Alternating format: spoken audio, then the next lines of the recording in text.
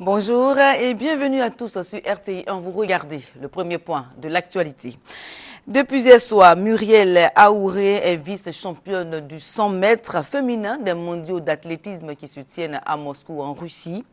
Elle obtient ainsi sa première médaille de la compétition. L'athlète ivoirienne a été devancée par la championne du monde en titre, Fraser-Pryce. Le récit avec Sébastien Ougna. La finale très attendue de la troisième journée des mondiaux d'athlétisme de Moscou 2013, c'est bien le 100 mètres féminin. Avec toutes les stars du sprint. Moment de pression, moment de concentration. Deux Africaines dans la course. Muriel Aouré de la Côte d'Ivoire, Blessing Okagbare du Nigeria. Fraser-Pryce termine en beauté en 10 secondes 71 centièmes, mais on retient la médaille d'argent de Muriel Aouré, 10 secondes 93 centièmes. À 25 ans, Muriel Aouré s'inscrit dans la cour des grands. Ce championnat du monde d'athlétisme de Moscou est un véritable point de départ pour une longue carrière. Tous les commerçants ont deux périodes précises auxquelles ils pourront faire des soldes sur leurs marchandises. Le gouvernement a défini les périodes générales de soldes. La première part du 10 au 31 mars et la seconde court du 10 au 31 août. Les soldes générales concernent tous les commerçants de Côte d'Ivoire. Et pourquoi cette mesure? Jean-Jacques Kwame-Ala a rencontré des commerçants et des consommateurs. Vente solde en Côte d'Ivoire, fini l'anarchie. Depuis le 6 mars dernier, le gouvernement Conseil des ministres a décidé de réglementer les ventes et soldes. Les périodes indiquées partent désormais du 10 mars au 31 mars et du 10 août au 31 août. En prenant cette mesure, le gouvernement vise deux objectifs. Les opérateurs économiques ont pris l'habitude, sur 12 mois dans l'année, d'effectuer régulièrement des ventes soldes. Donc le gouvernement a voulu mettre fin à cette pratique. Le gouvernement a voulu également copier, n'est-ce pas, les modèles dans les pays à économie moderne qui consistent à faire en sorte qu'au cours d'une ou de deux périodes dans l'année, tous les opérateurs organisaient des ventes soldes. Le souci du gouvernement, c'est de faire en sorte qu'au cours de ces périodes, on ait des manifestations, en tout cas assez vastes, sur toute l'étendue du territoire, que les magasins soient ouverts, qu'il y ait des baisses de prix et que les consommateurs puissent en profiter, n'est-ce pas, pour faire des achats.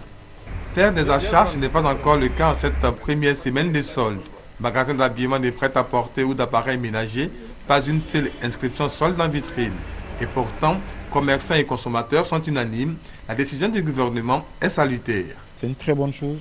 C'est forcément les consommateurs qui seront heureux, quoi. C'est vrai que moi je suis dans un magasin, mais moi aussi là, je serais content d'avoir des choses assez moins chères. Vraiment, avec beaucoup de désordre qu'il y a eu là, nous, vraiment, ça va beaucoup nous arranger. Parce qu'avec plein de concurrence qu'il y a là, franchement... Pour moi, il n'y a pas de problème, c'est une bonne initiative. Au moins une fois dans l'année, on fait les soldes, c'est une bonne initiative. Ça va nous permettre aussi d'évacuer plein de marchandises à moins de coût. Quand c'est cher aussi, ça agit aussi sur le marché. C'est une bonne opportunité. Bonne opportunité pour les commerçants, d'accord, mais cette décision du gouvernement ne doit pas être une occasion pour corriger les consommateurs qui expriment leurs inquiétudes. Moi, je n'ai jamais cru en ça. Je vois que, parce que c'est celui-même qui a affiché son prix, il sait combien l'objet coûtait dans son magasin avant qu'il affiche le solde. Ouais, il n'a pas pris le temps d'informer la population que ce produit-là, je le vends à tel prix. Et donc, arrivé à un tel moment, à un certain moment, je vais le vendre à un tel prix. Donc, le solde, ça dépend du magasinier. Donc, moi, je ne crois pas tellement ça. Croire au solde, en tout cas, le gouvernement y tient. Une invite est faite aux opérateurs économiques d'afficher l'ancien prix de l'article.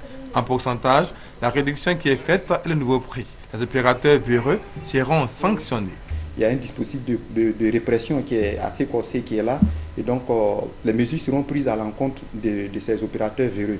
Ça nécessite évidemment une bonne coopération entre les consommateurs et le ministère du Commerce. Les sanctions sont prévues. Elles vont généralement de 100 000 francs et peuvent s'étaler jusqu'à 10 millions en fonction de l'activité de la structure, de son chiffre d'affaires. À cela, il faut ajouter des peines d'emprisonnement. La période des ventes soldes de l'année 2013 prend fin le 31 août. Vu le manque d'engouement de cette opération, le ministère du Commerce, de l'Artisanat et des petites et moyennes entreprises doit multiplier les campagnes d'information. Objectif, Fait de cette période, du 10 au 31 mars et du 10 au 31 août de chaque année, le rendez-vous par excellence, commerçants, population.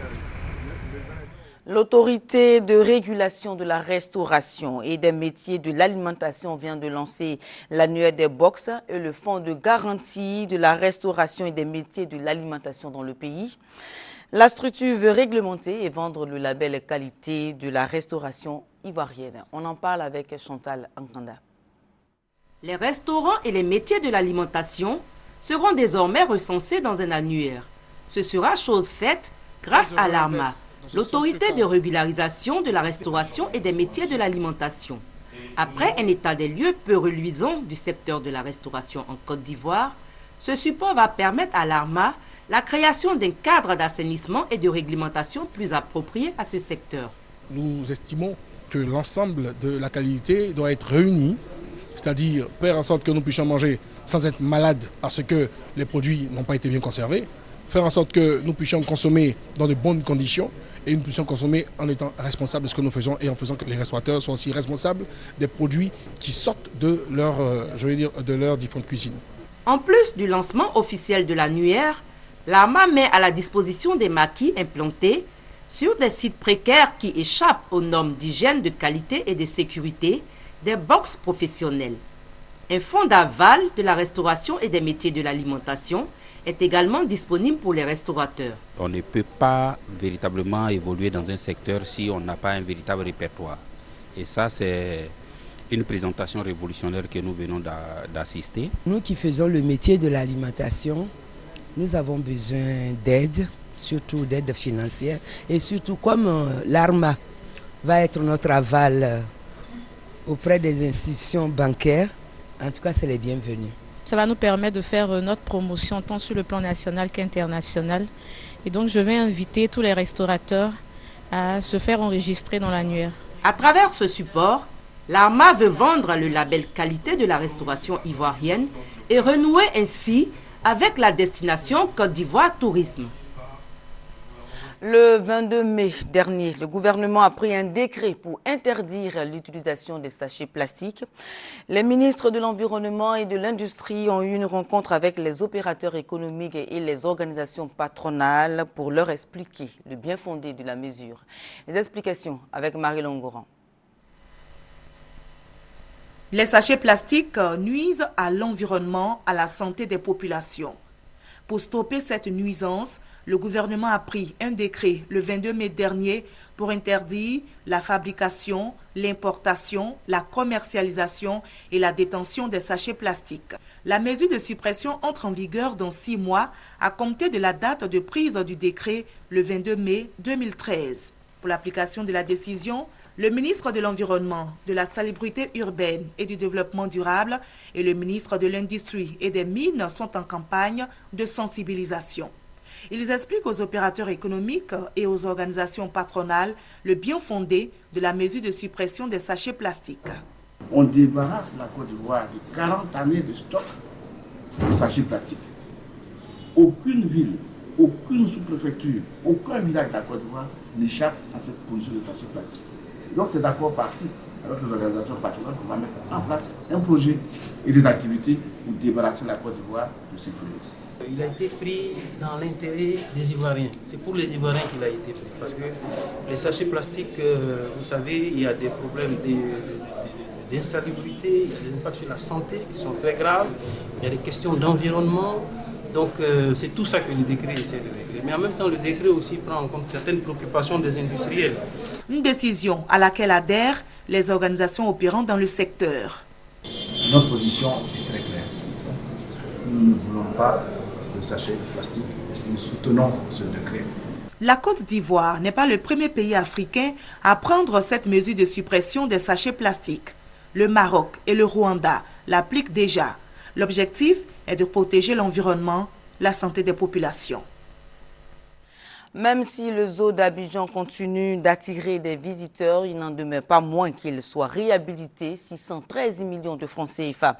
C'est le fonds que va décaisser l'État pour réhabiliter le site. Ce fonds servira non seulement à refaire les installations du zoo, mais aussi et surtout à acquérir des animaux pour le repeupler. Francis Boifo.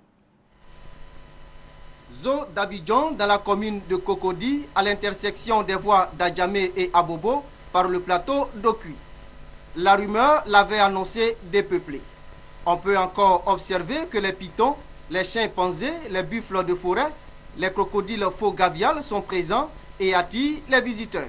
Je suis content parce que j'ai vu le chimpanzé. Pendant que certains animaux se reposent, d'autres continuent d'égayer les visiteurs.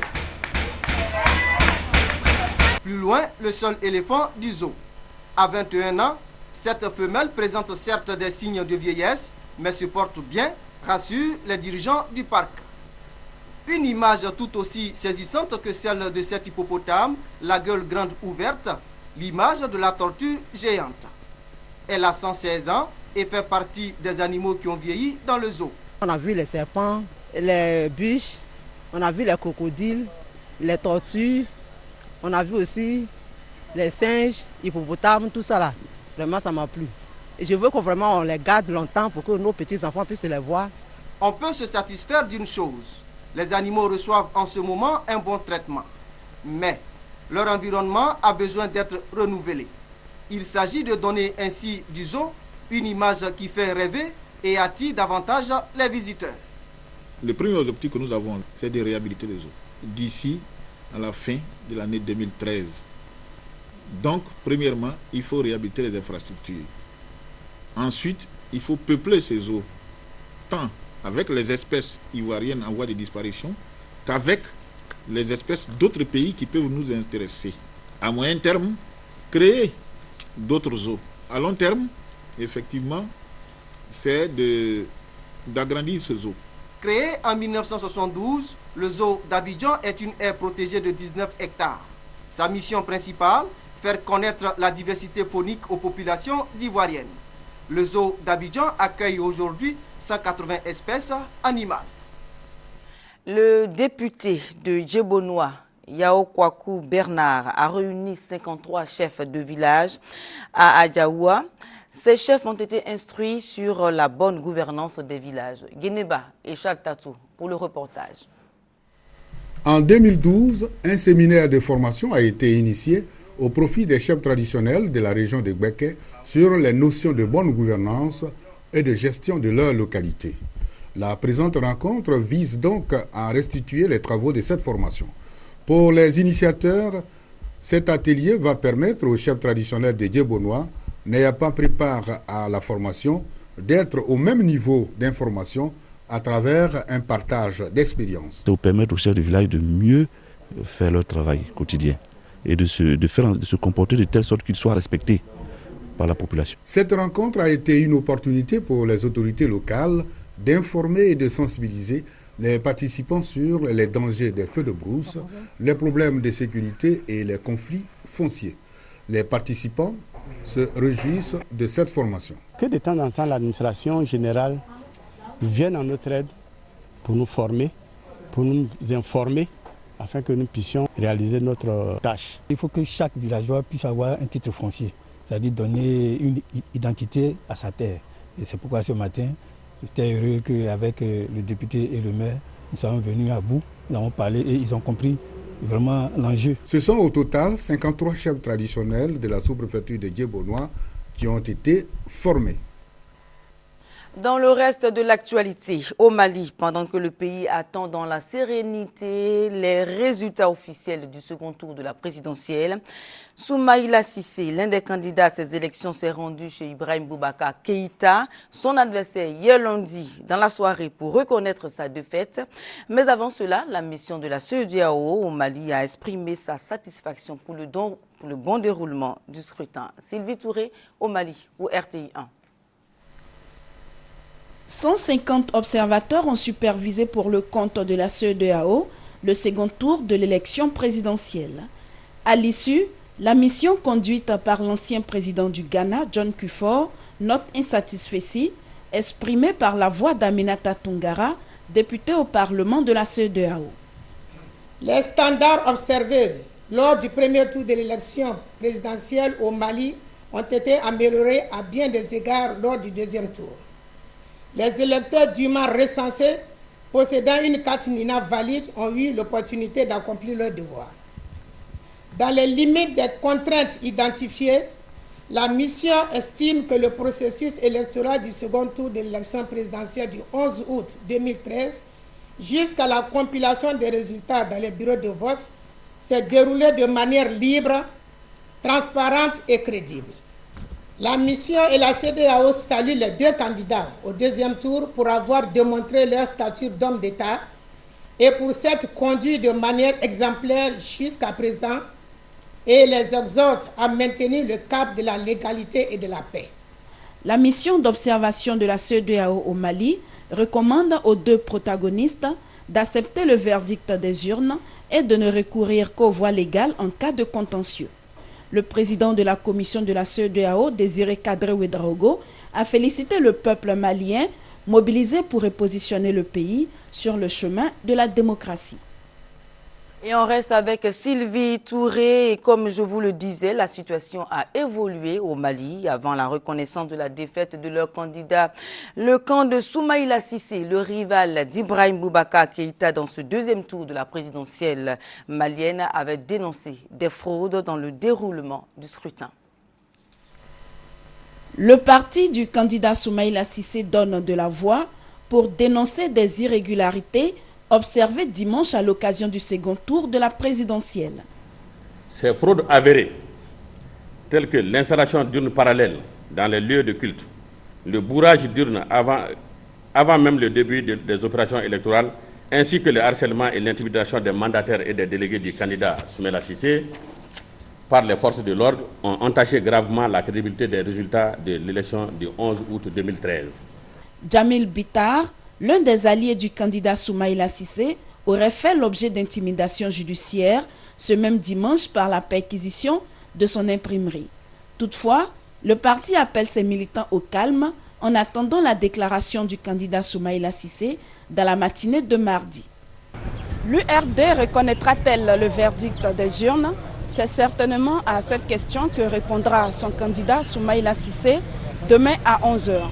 Le candidat avait déjà donné une piste de réponse hier après son vote. Je suis un républicain, je suis un démocrate, je me suis plusieurs fois soumis au verdict des urnes. J'aurais même pu contester les résultats du premier tour. Je ne l'ai pas fait, a-t-il laissé entendre. Quoi qu'il en soit, la déclaration du candidat Soumaïla Cissé est très attendue ici à Bamako par ses partisans et par le peuple malien. Elle pourrait constituer un tournant décisif dans le processus électoral. Et pour clore le sujet sur la situation au Mali, comme je vous l'ai dit avant même la publication des résultats du second tour de la présidentielle dans le pays, Soumaïla Cissé, le rival d'Ibrahim Boubacar Keïta, est allé rendre visite à celui-ci hier lundi dans la soirée pour reconnaître sa défaite. Soumaïla Cissé serait donc prêt à faire une déclaration ce mardi devant la presse. Et mesdames et messieurs, voilà, c'est la fin de ce journal. Merci de l'avoir suivi. L'info continue sur RTI.ca.